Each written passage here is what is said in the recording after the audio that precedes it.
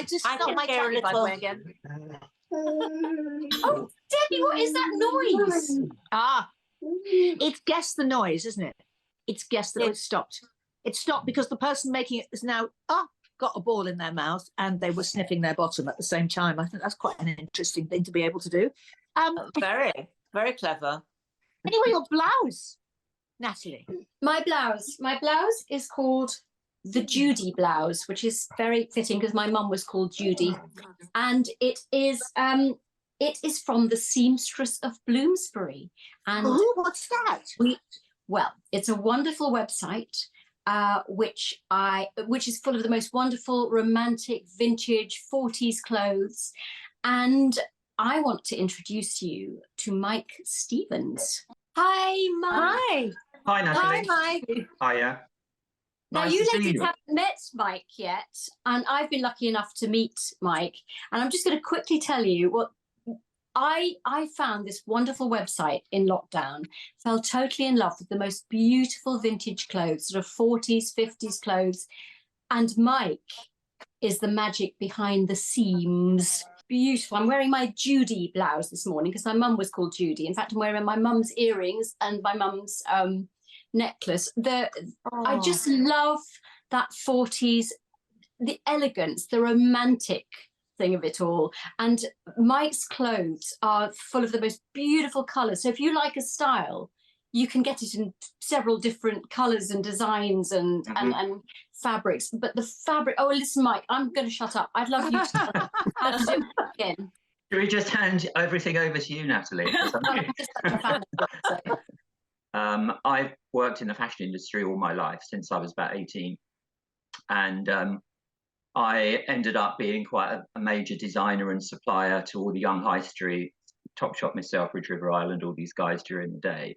To cut forwards quite a lot, eventually I sold my business.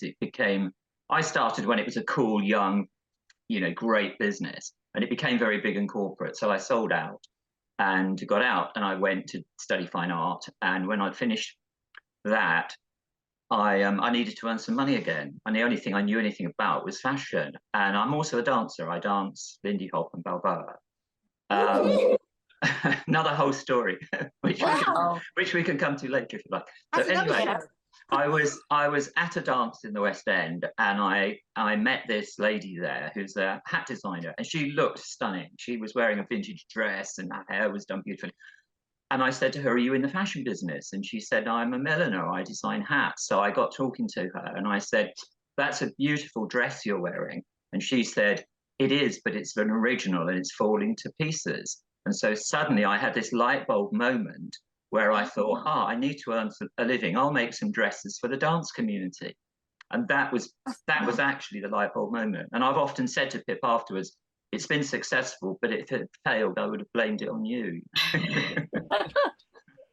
But what about the Seamstress of Bloomsbury? How did that come about? Well, I needed a name for this new venture of mine. And now going back to my really early days in the fashion industry, I used to go around the factories in the East End and North London buying stuff. I'd set up a couple of shops, and that was how I started. And I was buying things from these factories. And I went into this one factory it's actually in Great Sutton Street near Old Street, owned by two Greek brothers. And they introduced me to this little lady who was their sort of technician. And she used to come in once a week on a Thursday afternoon to sort out all their pattern problems and construction problems, the best way to put the garments together, etc., all the technical stuff. And I was sort of young and full of enthusiasm, so I sort of latched on to what can you tell me? What can I learn? And so I spent many years then learning from her. Her name was Lillian Wells, and she had a workroom in Bloomsbury. And she made one-off pieces for quite famous people and aristocrats, all sorts of wealthy people. She would never really name them because it was a bit obviously confidential. Anyway, I learned so much from her, and I ended up being this designer supplier to the high street, really due to my enthusiasm and her knowledge, because she taught me everything. And so when it cut forward again to now, I'm going to make some vintage dresses for the dance community, what name can I use? And I thought, as a tribute to Lillian, I will call it the Seamstress of Bloomsbury. because also, in the meantime, a couple of years earlier, unfortunately, she'd passed away. I remained friends with her to the very end. We were, even when she retired, we were friends. We used to have tea together once a month and things like that. And when she passed away, she's got a younger sister, and she left her flat and her main possessions, if you like, to her sister. She left me her entire archive. And so suddenly it dawned on me that I decided I would do this because I'd got the knowledge to be able to do it. And by the way, I've got an entire archive of vintage dresses, which she'd left me all the patterns. So hence it's called the Seamstress of Bloomsbury, because everything just sort of fell into place there, which was great. She was absolutely wonderful. She didn't have any kids of her own, so I think she sort of took me under her wing, because it was like I was desperate to know stuff. I really, well, it was such a cool business then, you know, it's back in the days of boutiques as they were then, you know. It's pretty much 1940s really. It touches on 50s because it went through to the late 40s. 50s became a bit more rock and roll, so I sort of stop it at that point, because much as I quite like rock and roll, and I appreciate the styling and everything that went with it, it's not glamorous the way 1940s sort of. I always see 1940s, the stuff I do is sort of Hollywood style 1940s. So it's quite elegant. Do you have any evening? Do you do evening stuff as well, Mike? I don't really do evening stuff, but I think our stuff crosses over quite a lot. There are certain limits that I won't go into. I've been asked dozens of times, will I make wedding dresses from 1940 style wedding dresses? But they're so personal that it would take a lot of time to work with somebody and make a garment like that. And that's not really what I do. You know, what I do, I love and I enjoy it, and it's fun, and it's part of my dance community as well, which, by the way, has grown enormously in the past 10 or 15 years. So, Natalie, are you going to be wearing some of these wonderful clothes on the show? Well, I do. I wear little blouses. They're all from the Seamstress of Bloomsbury. The fabric, which Mike says you developed and created your own fabric, didn't you? Yeah. It falls so beautifully. And just let me say, when you receive something, everything's packaged up so beautifully, and there are these little vintage cards giving you the washing instructions. You sometimes receive a very special little gift, like a brooch or something, with the packaging. There's so much care into the delivery of it, but they all fall. The material falls like the 40s material. But tell us about that, Mike. Oh, the fabric. Well, yeah, I had to. I'm a bit of a purist, so if I was going to do it, it had to be done how it should have been done. So I refused to put lycra or polyester or anything into the fabric. And so I had the fabric made in exactly the same, to create exactly the same fabric that they had in the 1940s. And it was rayon, and rayon and viscose actually comes from wood pulp or from plants. It used to come from the cellulose in plants, and people think that that's synthetic. But every green plant is full of cellulose, and that was how they used to develop it. Ours is made from wood pulp. Back in the early 40s, late 30s, when rayon was first developed, it was developed as a sort of, if you like, a sort of an affordable option to silk. And silk came into basically two different types, habattai silk and crepe de chine, which was basically crepe of China. And it was when the crepe de chine was made, the yarn was twisted like if you take a piece of string and you twist it, it knots up. And they would twist it before they would weave the fabric, and that gave the fabric the texture that sort of that Natalie can tell you about. You can feel it on the fabric. It's not flat smooth. It's got a sort of texture. No, it's lovely. Yeah, and it hangs really beautifully. So anyway, we have the fabric made pretty much the same way as it was, except today there's a system called lyocell, which means there's no toxic chemicals used, and any chemicals used within the process of the fabric is never flushed away. It's recycled back into the next batch of fabric. So there is no discharge of rubbish. There's no toxin or anything like that goes into it. We end up with this fabric, which is almost identical to the 1940s crepe de chine. Everything is so sort of like you can just throw everything away. It's just wear it once and that's it. Yeah. Yeah. Well, often it's made to price now. It's made to price and wear good durability, which is why there's so many synthetic fibers in everything. The problem with synthetic, it has its advantages, of course.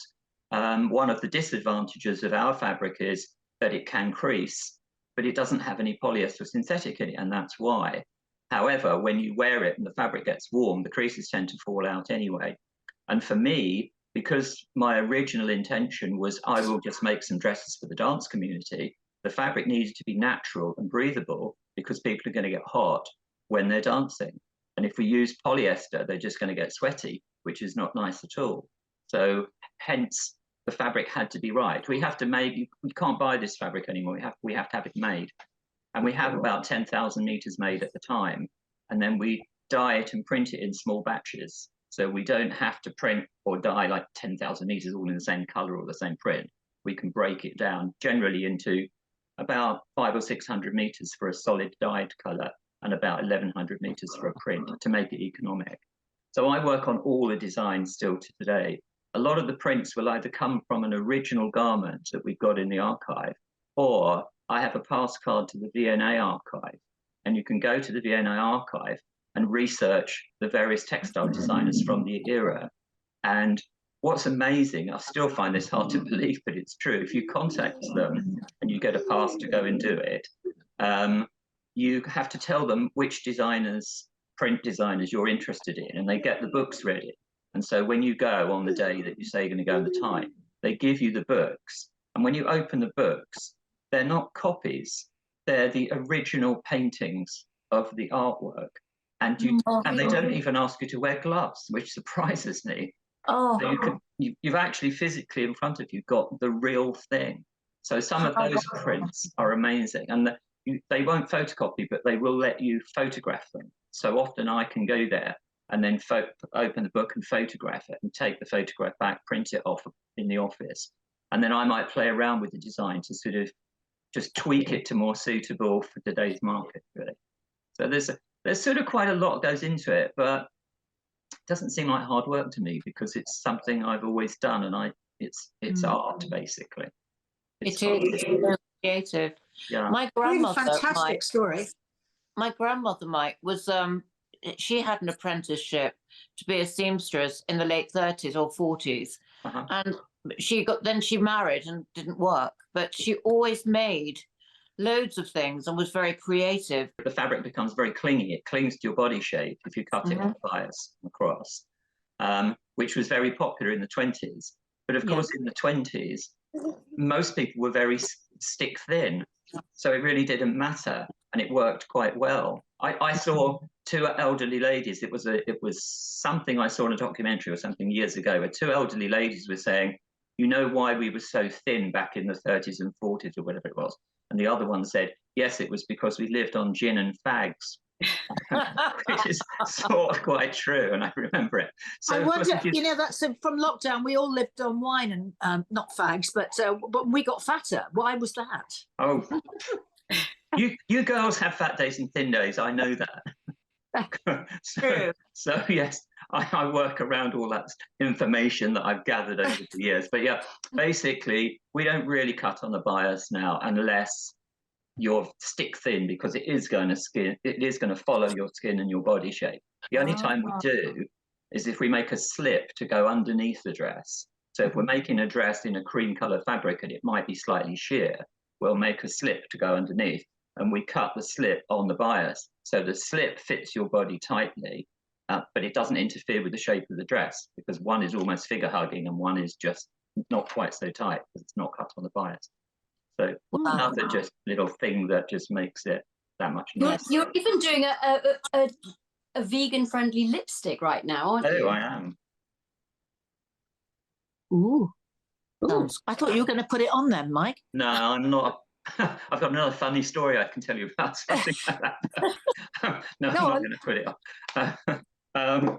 Yeah, that lipstick, by the way, I researched dozens and dozens of colours before we made it. And we've got this shade of red that just about suits every type of complexion, which is another problem that a lot of people you will probably know have. There's certain reds you can wear and you can't. Yes, correct. Ours Where can we get it? Where can we buy it? Well, I was talking to Natalie about this. We were going to say, if anybody, we're obviously going to get publicity from your show. If anybody wants to, any of your viewers want to come on and order something from us as a result of seeing it, there's a coupon box on when you order. If they type in the word Wonderbirds, we will send them a free lipstick.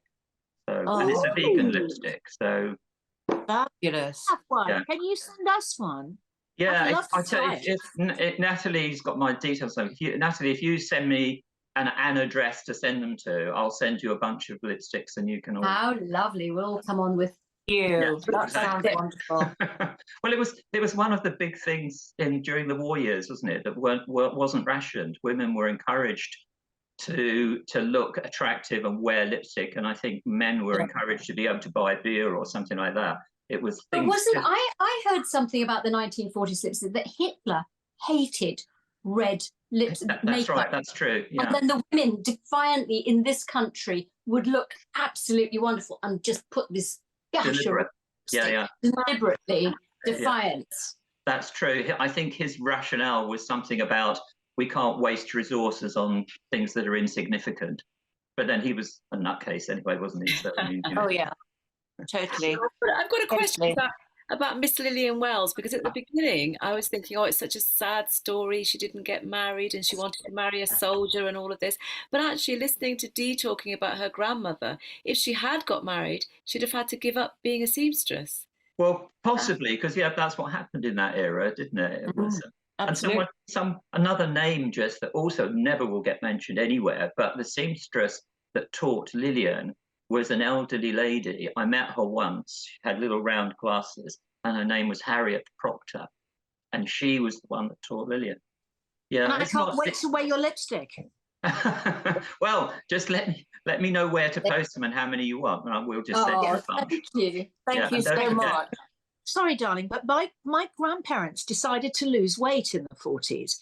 And I've still got all the cards that my grandpa used to. So they used to go to a weighing place that they used to get weighed, and then they used to get a card how much they weighed. Oh wow, really? And I've got all of those because they were in, for some reason he kept them in his wallet. So that's another sort of 1940s thing. Wow, I didn't know about that. I mean, I knew about rationing, of course, but I didn't know that you could adjust what you were getting according to your weight. Maybe you could say, I've lost weight. I need a lot more cheese or something that was being rationed. I don't know. But Exactly. you're right, Matt, we do all have fat days and thin days. That is absolutely true. You're quite Yeah. right. But there's a huge amount more information on our website. If you go onto our website and go onto our blog, you'll see all sorts of fascinating, interesting stuff. I have one girl that works in the office called Kim. She writes our blog, and she goes off and researches all sorts of history. She's the one who told me about the Hitler thing and about Hitler being anti-makeup and the reason behind it. Last week she was she went to Brighton because there's a photographic exhibition of famous World War II photographs and stuff. So there's tons and tons of info if you're just basically interested in the whole 1940s thing like we are. Wow. But it is a passion, really. I mean, it's creative. Basically, I suppose if I'd had my way, I'd have been an artist because I paint and draw and sculpt and stuff as well. Oh but my God, Al, what do you not do? What do I not do? Well, I run out of time to do lots of things, I suppose, really. But that's the creative thing in me. The other, I have obviously there's some degree of entrepreneurial ability. Otherwise, I wouldn't be doing this. But I wanted to be a painter, basically. But my father was an engineer. My mother was an artist, which is where I get it from. And my father wouldn't let me go to art school. That was going to be a complete waste of time. I went to grammar school, so I was expected to be a doctor or a lawyer or an accountant or one of those things that I really didn't want to do. So basically, for me, it's just making dresses for the dance community. It's great because the people I make them for are so enthusiastic, as I am. So it's an art form in itself. I see it really, I guess, as my way of expressing myself. If I'd been an artist, I might have been impoverished all my life. It's very difficult to make a living as an artist. But it's very much about, also, I'm a great believer in right place, right time, luck. Lots of people don't believe in that stuff. But when I look back at my own history, so many times I've been in the right place at the right time, met the right person, and it's all sort of clicked. It's almost like it was meant to happen. You know, it's a bit sort of weird, really. If I hadn't met Pip, the hat design. Who's really into hats? Natalie, you said somebody was really into hats. Dee. Always Oh, wears. Dee, okay. Always. Well, if you look up a lady called Pip Hackett, milliner, she makes beautiful, beautiful hats. She's the lady I met at the dance who was wearing the vintage dress. And we've remained friends ever since, but she makes beautiful, and she's won all sorts of prizes for her stuff. She went to Royal College. She was the sort of milliner lady, but still wears 1940s, has a huge archive herself, actually. I forgot to say, when I first met her, because she could tell I was enthusiastic, and I asked her about it, should I make some dresses, do you think? And she said, oh, come and have a look. I've got a spare room in my flat full of dresses I've been collecting since I was 13. And she's got hundreds of original dresses. All in this room, yeah. Oh, sorry, I'm wobbling. I've got another 3 dogs have just arrived. The thing that I've actually read recently was in the 40s, during the war, hats were very popular. So although people didn't have very much money, the one thing they would invest in was hats. Yeah, I guess, yeah, it was, I don't know, I guess it was probably less expensive than, and easier to get than clothes, because of course fabric was rationed and garments were rationed. There was CC41, which I don't know if you know about, but I forget what the CC stands for, but it was in 1941 they declared that you could only use X amount of fabric to make a dress or a blouse or even a men's suit. There were ways around it that I've read that men wanted turn-ups on their trousers, but they weren't allowed them any longer. So if you knew the right tailor, he would measure your inside leg and say it was 34 when it was probably only 31. And then you could take them home and your wife would turn them up. There were sort of little ways around it. But in our archive, we've got quite a lot of CC41 dresses because they actually had to have a label in that said CC41. They're rare now. You can't find them because people like me have bought them up or inherited them, and we won't let them go. If I ever do retire, what will I do with the archive? Well, there's a vintage clothing museum in Bermondsey, and I thought it might be quite nice to just leave the entire archive to them with the history of Lillian, and also of one of my copies of all the original pieces. So the original dress and then the copy, the original dress and the copy might be quite useful to them. I love that. Beautiful idea. But we've got to go because we have the Wonderbirds have got their editor going. You've had enough time now. You have to get off. Yeah, okay. Okay. We could go on forever talking, couldn't we? Yeah, I think you should come back on again and tell us more. Okay. Tell us about your dancing. Oh, okay. I'll get some video clips or something like that. Yeah. Yeah. But, Natalie, I'll do some research.